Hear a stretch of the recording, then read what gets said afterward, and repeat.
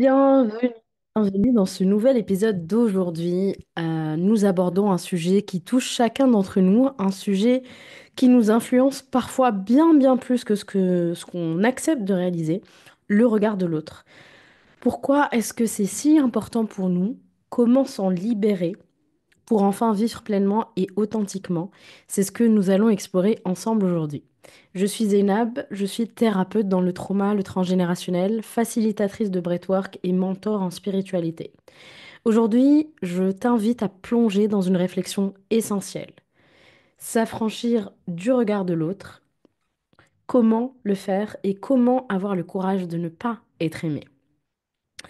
L'envie de plaire, elle se retrouve chez énormément de personnes.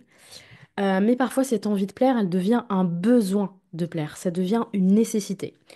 Derrière se cache la peur de ne pas être aimé, la peur d'être rejeté, d'être humilié, d'être abandonné, montré du doigt, etc. Il peut y avoir plusieurs peurs qui se cachent derrière tout ça. Nous avons tous, à un moment ou à un autre de notre vie, ressenti cette pression du regard de l'autre. C'est vraiment un sujet universel. Que ce soit à l'école, au travail, à la maison, sur les réseaux sociaux ou même dans nos relations personnelles, amicales, amoureuses, familiales. Nous sommes souvent tentés de nous conformer à ce que nous pensons que les autres attendent de nous. Mais pourquoi on fait ça? Pourquoi est-ce qu'on accorde autant d'importance à la perception qu'ont les autres de nous? Il y a plusieurs raisons, je vais t'en citer quatre. La première, c'est que c'est un mécanisme social qui est ancestral. Dans les temps anciens, faire partie d'un groupe signifiait survivre. Si tu étais rejeté par la tribu, cela voulait dire courir le risque de ne pas survivre seul, donc de mourir. Il y a une espèce de volonté archaïque à être appréciée. On ne chasse plus le mammouth, mais notre cerveau fonctionne toujours de la même manière et cherche instinctivement l'approbation de l'autre. L'être humain, c'est un être social à qui il paraît complètement inconcevable d'être abandonné, d'être rejeté. L'humain va donc préférer garantir le lien à l'autre pour ne pas être mis de côté. Son authenticité à ce stade n'est plus importante. Ce qui est vraiment important, c'est son désir d'appartenance, son besoin même d'appartenance. Et malheureusement, pour éviter toutes ces peurs, nous allons nous rejeter et nous abandonner nous-mêmes, puisque satisfaire l'autre devient bien plus important que de se respecter soi-même. Deuxièmement, l'ego et le besoin de validation. Nous avons aussi un ego qui cherche constamment à être validé. Voilà. Il aime les compliments et puis soyons honnêtes, l'ère des réseaux sociaux n'a rien arrangé, au contraire a exagéré un peu tout ça, puisque c'est la recherche des likes, des vues, etc. Le problème est que ce besoin de validation externe nous pousse souvent à être des people pleasers, donc à nous sacrifier pour l'autre, à please l'autre, à faire passer l'autre avant nous. On peut devenir ce que les autres attendent de nous et complètement s'y perdre. La troisième raison, c'est la comparaison sociale. C'est une réalité aussi, on se compare souvent à notre voisin, à l'autre. Et certaines cultures exagèrent même cette comparaison. Regarde ton voisin, ton cousin, ton frère, ta soeur, etc. Et encore une fois, les réseaux sociaux n'aident pas puisque on peut se comparer H24 et cela renforce parfois ce besoin d'avoir un regard approbateur de la part de l'autre. Parfois, on se compare à des personnes qui ne montrent même pas leur vraie vie, mais ça, c'est un tout autre sujet. Et quatrièmement, je ne peux pas parler de regard de l'autre sans parler de trauma d'enfance, puisque derrière l'envie de plaire à tout le monde, quitte à ne pas être authentique, se cache une souffrance, une blessure profonde. Et cette blessure, c'est souvent du trauma d'enfance, du trauma développemental. L'enfant est complètement dépendant de l'adulte, tout comme le petit oiseau qui ne sait pas encore voler et qui a besoin de son parent pour lui ramener à manger. L'enfant a besoin de garantir un lien d'attachement pour survivre. C'est une nécessité vitale pour lui. Et pour garantir ce lien d'attachement, si le parent lui-même n'a pas un attachement sécure, l'enfant va devoir mettre son authenticité au placard. Si le parent est content quand j'arrête de pleurer, eh ben j'arrête de pleurer. C'est plus important d'exprimer ma tristesse. Le cerveau de l'enfant vient à la rescousse et l'enfant peut partir par exemple en figement. Donc c'est un mécanisme de survie. Le but du système nerveux de l'enfant étant de lui faire ressentir le moins de douleur possible, il va anesthésier la douleur et son émotion aussi pour garantir la satisfaction du parent. C'est très triste, mais ça arrive tellement fréquemment. Et le parent n'a pas besoin d'être un parent vraiment consciemment maltraitant. De l'indisponibilité ou de l'immaturité émotionnelle suffit à ce que l'enfant se fige et réprime son émotion. Parce qu'il n'y a pas d'espace pour exprimer l'émotion et ne pas être jugé pour cette émotion qu'on exprime et ne pas être gaslighté pour ça. On ne va pas minimiser ce que je ressens, on va l'accueillir et l'accepter avec bienveillance. La question est, est-ce qu'il est possible de s'affranchir complètement de cette envie, de ce besoin de plaire à l'autre? Est-ce qu'il est possible de s'affranchir totalement du regard de l'autre et avoir le courage de ne pas être aimé? Je pense que oui. Alors là, je vais te donner mon avis, mais c'est un avis personnel. Et si tu ne penses pas la même chose que moi, vraiment, n'hésite pas à m'en parler dans les commentaires. Je serais ravie d'échanger. J'aime toujours échanger et voilà, et m'ouvrir sur autre chose. Donc, si c'est fait dans le respect, avec grand plaisir. Je n'ai jamais connu une personne qui s'affranchit complètement du regard de l'autre. En travaillant sur moi, je peux dire que le regard de l'autre m'impacte moi, mais il reste néanmoins important à certains degrés et je pense que dans mon cas, il est même important. J'ai grandi avec un parent peu présent, j'ai une amnésie de toute mon enfance, quasi jusqu'au lycée. J'avais un autre parent qui m'abusait, qui était un pervers narcissique et j'ai dû, pour ma survie, développer un super radar pour naviguer tout ça. Donc forcément qu'il reste des cicatrices par rapport à tout ça. Et inconsciemment, je vais quand même chercher le regard de l'autre. Prendre la critique, parce que je la trouve constructive, mais ça ne va plus m'impacter comme avant.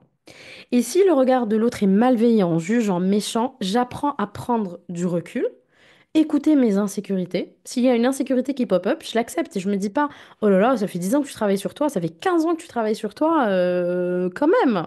Bah non, si quelqu'un me dit quelque chose et ça vient me trigger, bah je vais aller écouter mes insécurités, je vais aller rassurer ces parties de moi qui se sentent pas en sécurité, qui se sentent jugées.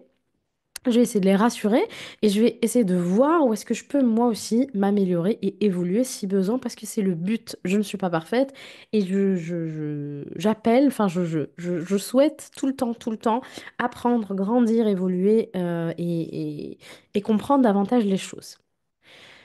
Ceci dit, quand le jugement vient d'une personne que je ne considère pas, l'affaire est réglée vraiment en moins de 3 secondes chrono. Vraiment. J'ai tellement donné pour être qui je suis que je ne me permets plus à n'importe qui de venir piétiner tout mon travail. J'ai renoué avec mes valeurs, mes qualités et mon authenticité et ça reste un ancrage pour moi. C'est vraiment cette sécurité intérieure. Si tu as quelque chose à me dire,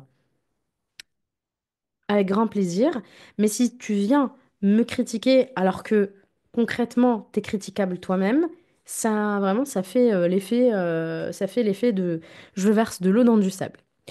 D'ailleurs, je lisais quelque part que l'émotion ou l'état d'être qui vibre le plus haut, ce n'était pas l'amour, mais l'authenticité. Et ça me parle beaucoup parce que être authentique, c'est une vraie quête pour moi. Ça devenait même un appel très fort de mon âme. Et beaucoup de mes clientes sont à la recherche de cette authenticité.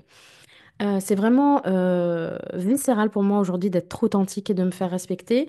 Et j'ai vraiment du mal avec les personnes qui ne sont pas authentiques. Souvent, quand on a peur du regard de l'autre, c'est que le regard de l'autre est important pour nous. Et ma question est la suivante. Pourquoi le regard de l'autre est-il important pour toi? Quelle est la pire chose qui pourrait arriver si l'autre te jugeait? Pourquoi le regard de l'autre est vital pour toi? Lao Tse a dit, alors j'espère que je le prononce bien, souciez-vous de ce que pensent les autres et vous serez toujours leur prisonnier. Même si je ne pense pas qu'on puisse à 100% se détacher du regard de l'autre, on peut clairement être moins impacté et réagir avec beaucoup plus de discernement. Alors, comment se libérer du regard de l'autre et reprendre le contrôle sur sa vie?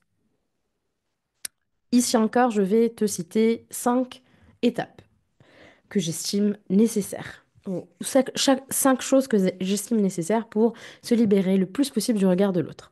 Un, te connaître et accepter qui tu es. Ça semble vraiment bateau, mais quand tu as connu des traumas, tu ne sais pas forcément qui tu es. Tu peux être la somme de tes mécanismes de survie, tes mécanismes de protection. Tu peux être la somme de valeurs de ta tribu, mais tu n'es peut-être pas la somme de tes propres valeurs. Un travail sur les valeurs et sur qui je suis sous mes couches de trauma est, dans ce cas, fondamental. Je te pose les questions suivantes aujourd'hui. Qui es-tu au fond, sans les attentes de la société? Quels sont tes vrais désirs, tes passions, tes valeurs? Lorsque tu es en paix avec qui tu es vraiment, le besoin d'approbation diminue automatiquement. Pour accepter qui tu es, peut-être qu'il y a un deuil à faire. Celui de la personne que tu aurais pu être si tu n'avais pas eu tes traumas. La personne que tu aurais pu être si tu n'avais pas eu les parents que tu as eus. Deuxièmement, travailler sur l'estime de soi. N'attends plus que l'autre te valide, valide-toi toi-même. Toi d'abord. Célèbre-toi, célèbre tes réussites et de la compassion envers toi. Accepte de faire des erreurs, accepte de ne pas être parfait, mais d'avoir la possibilité de réparer si nécessaire. Je peux faire des erreurs et je répare ensuite. Je suis une humaine faillible. Observe chaque mini pas que tu fais et félicite-toi. Très très important, parce qu'il y aura ce biais de négativité de ton cerveau qui va se concentrer sur ce qui est négatif et qui va pas se concentrer sur les pas positifs que tu as fait. Troisièmement, apprendre le détachement pour te détacher petit à petit des jugements. Les jugements des autres sont souvent un reflet de leur propre insécurité et croyance que de la réalité. Les jugements des autres ne sont souvent qu'un reflet de leur trauma, de leur souffrance, de leurs ombres. C'est leur propre carte du monde et pas la tienne, ça ne t'appartient pas. Garde ça vraiment en tête. Ce que les autres pensent de toi ne te définit pas. Mais si tu as appris à être aimé pour ton utilité, il y aura besoin de travailler sur ton enfant intérieur et sur ton enfance de manière générale. Quatrièmement, pratique l'authenticité. Être authentique, c'est oser être vulnérable. C'est accepter que tout le monde ne va pas nous comprendre ou nous aimer, mais vraiment l'accepter et incarner cette acceptation. L'authenticité attire les bonnes personnes, celles qui nous acceptent, celles qui acceptent de porter l'espace pour nous, même si c'est inconfortable. Et tu as pas besoin d'avoir 25 amis. T'en as deux, trois qui t'aiment vraiment pour qui tu es, c'est déjà très bien. Cinquièmement, ne te compare pas. Je sais que c'est facile à dire, mais moins facile à faire. Si les réseaux sociaux te plongent constamment dans la comparaison dans l'envie, il est peut-être temps de prendre du recul. Limite ton temps d'écran, suis des comptes qui t'inspirent réellement et non ceux qui te poussent à te sentir insuffisant. Il m'arrive souvent d'arrêter de suivre des personnes ou de bloquer même des personnes pour ne pas avoir à croiser leur regard ou leur compte parce que ils m'énervent pour une raison ou une autre. Accepter de ne pas être aimé à 100% est très courageux. Alors, si c'est ton cas, je salue ton courage et l'honneur que tu fais de te choisir. N'hésite pas à partager cet épisode si ça te parle et si ça peut parler à quelqu'un. Et moi, je te retrouve dans un prochain épisode. Ciao, ciao!